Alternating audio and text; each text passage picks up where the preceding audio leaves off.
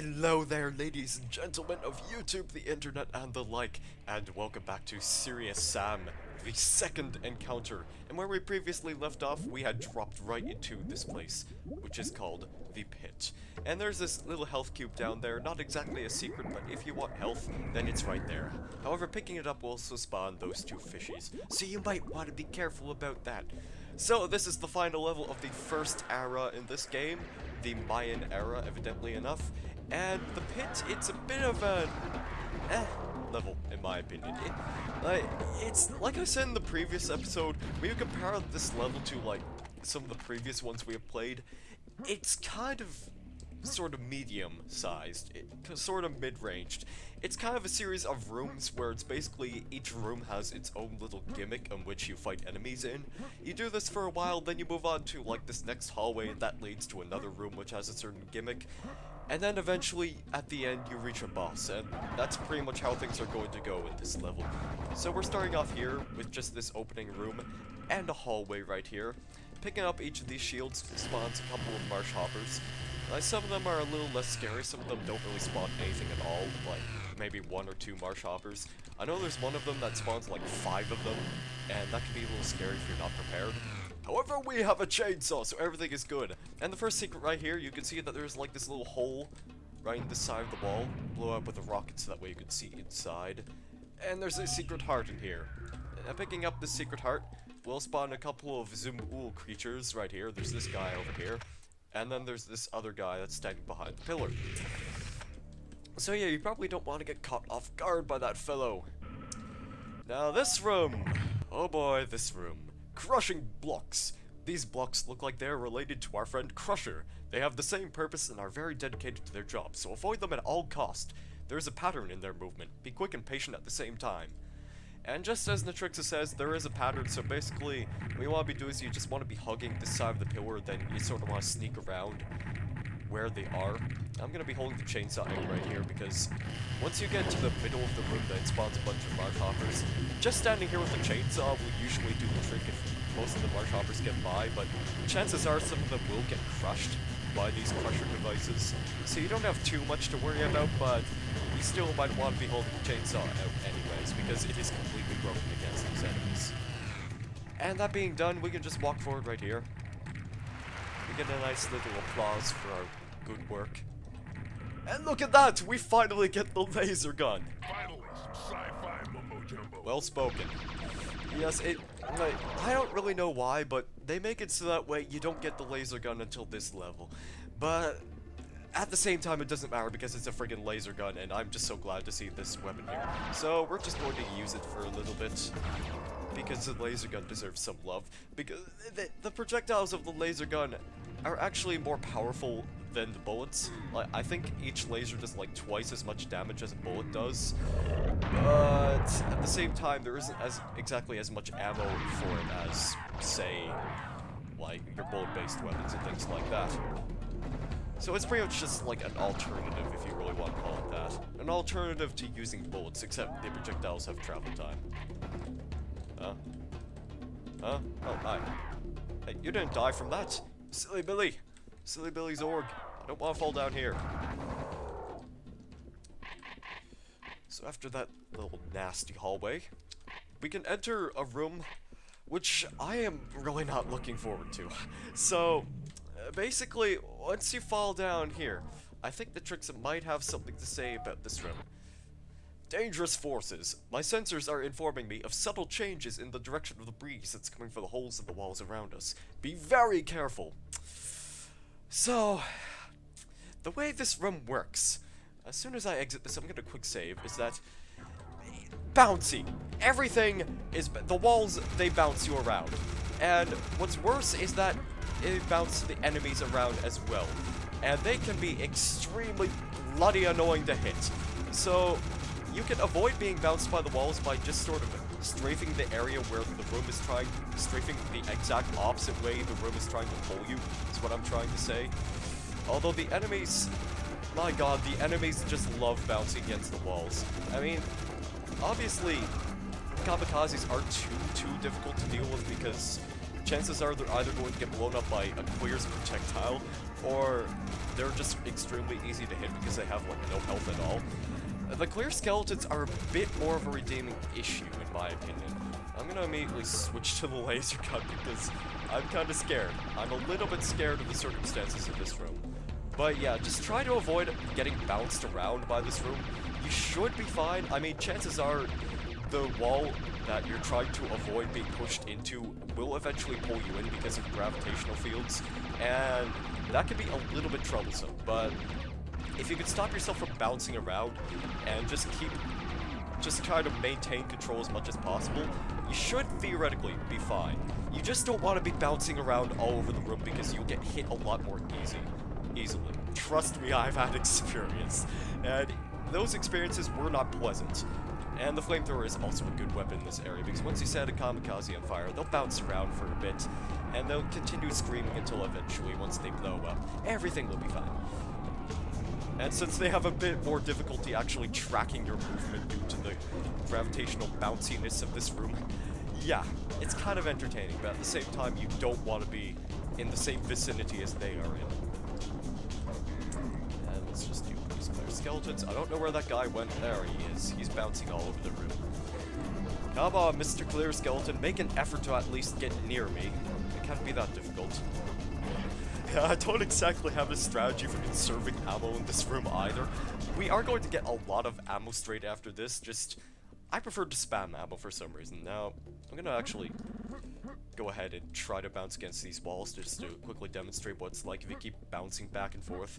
This is basically how it should go, and eventually once the enemies stop spawning, if you get hit by that statue, you'll take damage for some reason. But eventually, yes, the enemies will stop spawning. It's not too bad, but it can be a little bit troublesome in my opinion. And that was the first trap room. It wasn't too bad. I mean, obviously, you don't want to get hit by the clear skeletons and the kamikazes. That might be a bit difficult on your first try. Now, hitting the sparkly lamp right here will cause you to teleport up here, and there's actually some secret armor over there. You just want to bounce on these platforms, jump on these platforms. I'm so used to saying the word bounce because we were just bouncing just a second ago in that room of bounciness. And after picking up that armor, that should help you just a little bit for this next room. Unstable ground. Okay, that's it. My gyroscope just went bananas! Seems like the mines didn't have anything better to do, so they built traps all the time. Very paranoid people indeed. Built this truly paranoid place. What a combination! Indeed, Natrixa, indeed. And the gimmick of this room is just basically the walls move. That's pretty much... not the walls move, what am I saying? The floor moves, and the floor sort of moves from one angle to another. It does this for a while, and it throws a bunch of enemies at you. Mostly clears and zords. It also throws in a couple of Zumb'uls from time to time. So you do want to be careful about that, so I'm going to hold the laser gun out for the time being. I know one of them is going to spawn behind me. There he is. Just want to get rid of him as soon as possible. And I'm running out of laser gun ammo very quickly. I'm going to switch to the minigun. Yeah, I think it spawns two.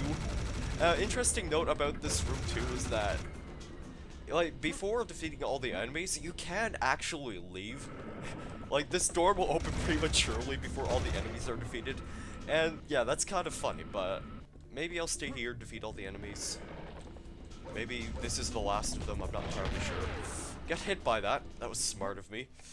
And these health bottles right here, picking them up is actually kind of difficult. You sort of have to walk with the room the way it moves, and then once you reach the peak of height where the floor has moved, then you have to jump and you can collect that health bottle. Did I mention I'm very good at forming words today? If you walk out here, there's a red dude over on the left. You might want to use the cannon on him real quick because he can be pretty mean. And walking forward right here spawns a couple of Zords that walk out of this room. And there's also a Zumb'ul if you walk forward close enough, who is blocking the door from closing. That's kind of neat. Okay. I do remember there being a secret right here, if I recall correctly. Walking on this ledge, you should see a set of sparkles. I think it's one more part over. Yes, here they are. And walking into these sparkles teleports you right here where there's some cannonball ammunition. That's always nice, because cannonball ammunition you could always do with. And we actually have a lot of it, so maybe that wasn't entirely necessary. Alright then. So now we have this nice, wonderful stairway that's probably filled with happiness. However, I want to check and see what's back here first, just to be safe.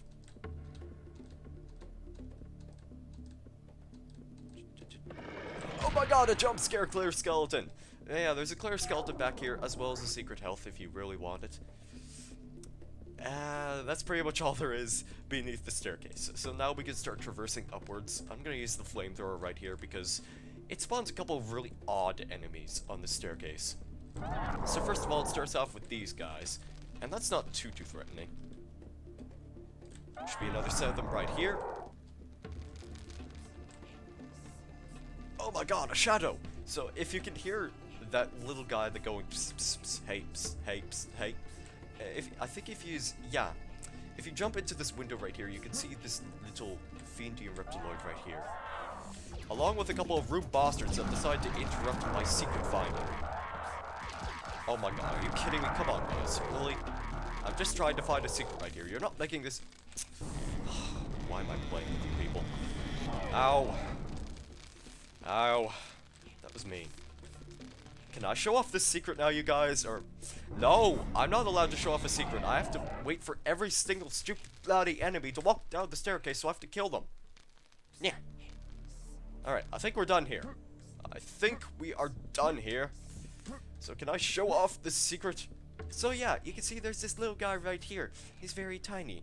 Oh my god, you killed Bobby. And we killed Bobby.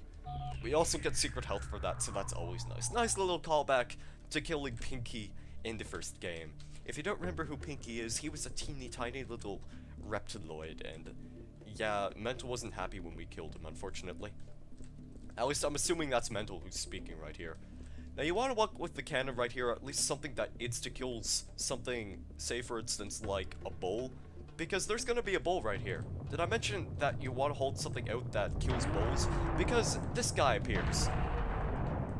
I'm not sure if there's actually another one. I think that might be the only bull that spawns. But yeah, it's just a little bit of a spooky experience. And right here, once you walk up the stairways, we have a couple of Zorg enemies. They're sort of basically surrounding the room. What I like to do on the occasion is I like to lob grenades over, so that way I can deal with some of these Zorgs. Like, they can be placed in some pretty odd locations. I'm just gonna spam a couple grenades over here. And I saw my points went up, so obviously I must have killed something! Wow, I've never seen that guy walk forward before. That was kind of interesting. But yeah, there is that guy which you might want to avoid getting shot by because his rocket launchers do a decent amount of damage. And the rest of these Zorgs do somewhat pitiful damage, but you're surrounded by them if you walk up the stairs, so you might want to be careful. Now if you look up here through the sniper rifle, you can actually see there's some armor up there, and you might be wondering how you actually get to that armor per se, which I will demonstrate in a minute. First of all, I want to be killing these Zorgs and these bulls that appear. I'm going to be making a bit of use out of the cannon and the Tommy gun, because the Tommy gun is so good for killing Zorgs, in case you couldn't tell. And if you're lucky enough, you can also shoot a couple of Zorgs out using the cannonballs, but really, that's a bit of a waste if you just want to use it for those enemies alone. And I don't like wasting ammunition unless it's for comedic purposes. In which case, I'm all fine for that and dandy and things like that. I'm all fine for that and dandy. That's what I meant to say.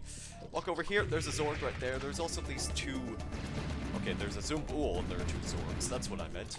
Those big guys! Those are called Zumb'uls. I don't know why I keep forgetting this. But you can see there's another sparkly lamp right here. If you jump into the sparkly lamp... I said if you jump into the sparkly lamp, you find a secret broken teleporter. The way this works, basically, you can actually... This is an invisible platform you're standing on. You can sort of tell where it is you're actually standing by shooting the ground with the shotgun. And so basically with the shell holes, you can tell where it is you have to walk and where the platform ends. So right here you can see that's basically where the platform ends, and that's where you have to jump to actually pick up that secret armor. And once you pick that up, you'll just fall down back onto the platform from whence you came. Now over here, you want to be careful. Like, you don't want to destroy the lamps that hold the secret teleporters, but you do want to destroy these 2 lamps, on the other hand. Hey, you look familiar. I think I killed your brother in the last video. Oh my god! I killed all Pinky's brothers! And that's another nice little callback to Pinky. Farewell, dear Pinky's brothers. You had literally no health, so I don't know why I used the minigun on you, but somehow I imagined you would spawn with a lot more health. Oh well.